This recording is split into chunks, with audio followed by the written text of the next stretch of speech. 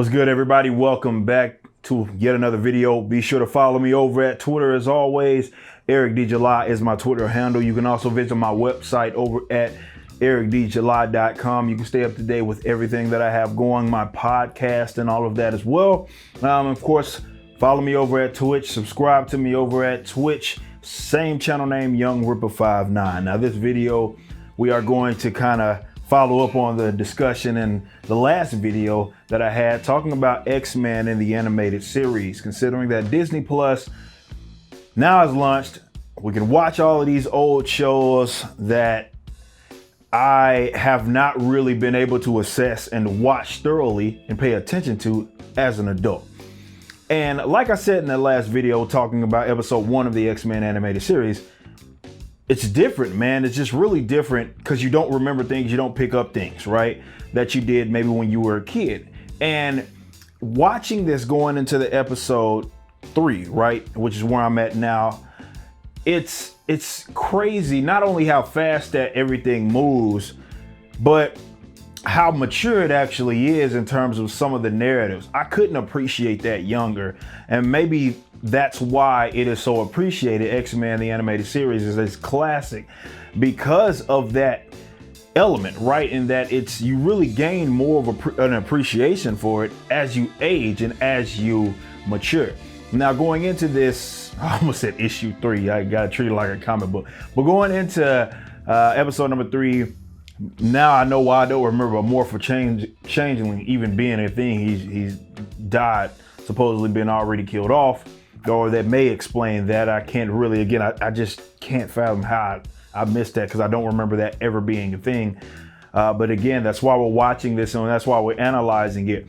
But going into episode 3, we're starting to get a little more in depth with the whole idea of humans versus mutants and them having that sort of prejudice against them and that conflict existing and how that really just creates so many different issues, in so many different areas with so many different characters.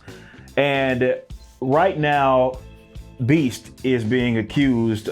He's actually being locked up. He's about to go to trial, right? And he's being accused of these bad things, obviously. And there was a point in time when we finally got introduced to Magneto.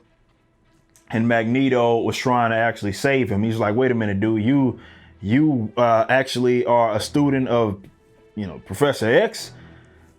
He ain't coming to save you. And Beast is explaining to him, like, we're trying to use me as an example to show them that we really mean no harm. And this is where you get that opposite side of it, which is what you would expect from Magneto, which is, hey, these fools, like, you're never going to be treated as an equal by them. They don't see you like them. And it's crazy that you guys think that you can sort of abide by their law or think that law can legitimately rule over you in some sort of fairness, right? And he tried to break him out and so forth. And BC puts the shackles back on him. He's like, no, like I haven't had my trial yet. We're gonna stick this out. And that's when, again, you're introduced to Magneto. His idea is, look, we are superior to the mutants, right? We're superior to the mutants. We don't got to put up with this. They've been giving us all of this crap. We do not have to put up with this. We are the superior beings. So this sort of draws a connect when it comes to the source material to obviously Claremont era Magneto, right? Which was not the Magneto because it always wasn't the case. Like when you consider X-Men being introduced in the 60s, going into the 70s, more so really into the earlier 80s, late 70s, early 80s, which is more so the whole idea that, Professor X and Magneto, they knew each other and so forth. This I guess kind of makes a spin. It's a different spin on it. They don't go into depth in terms of what war they met in.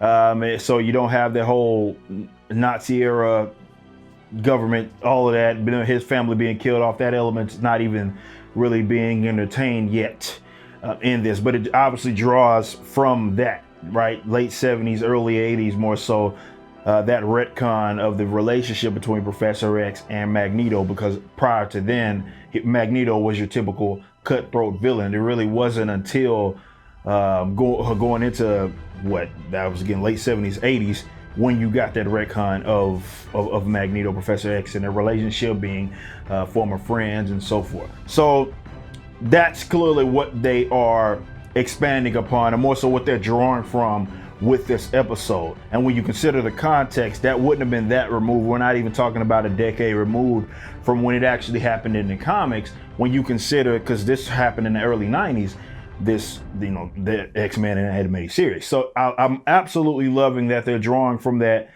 sort of source material, us being introduced to Magneto early on in this series, and you gain that appreciation. And I just don't really remember at all how complex this was, and it was really ahead of its time.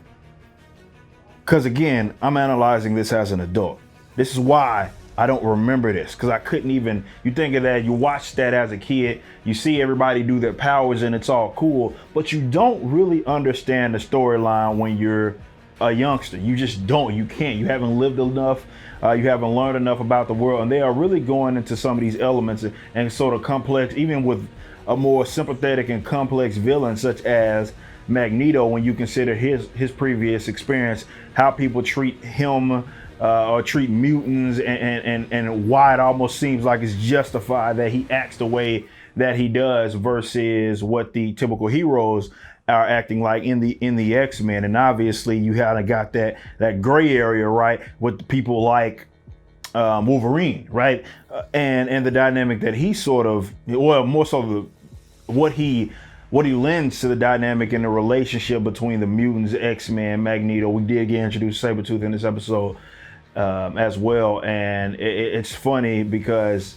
they obviously saved Sabretooth, who was trying to save Beast actually, and Wolverine obviously knows who he is, right? Wolverine's like, dude, this guy's a bad guy, we got to get him up out of here. And you get like guys like Storm saying, that's actually how we felt about you coming in. You were a little rough around the edges and such. So just those sorts of elements you could not appreciate and you could not understand really as a youngster. I know certainly I couldn't. So it's not just even from a memory standpoint that I don't remember obviously the ins and outs. It's that I just couldn't comprehend it.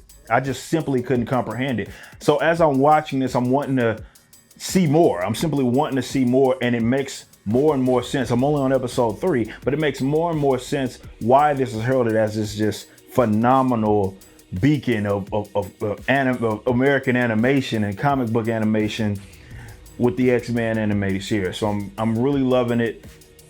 It's just a lot more complex in terms of even these relationships that I remember it. So watching these as an adult, it just has me just really stoked. But I'm gonna end it right there.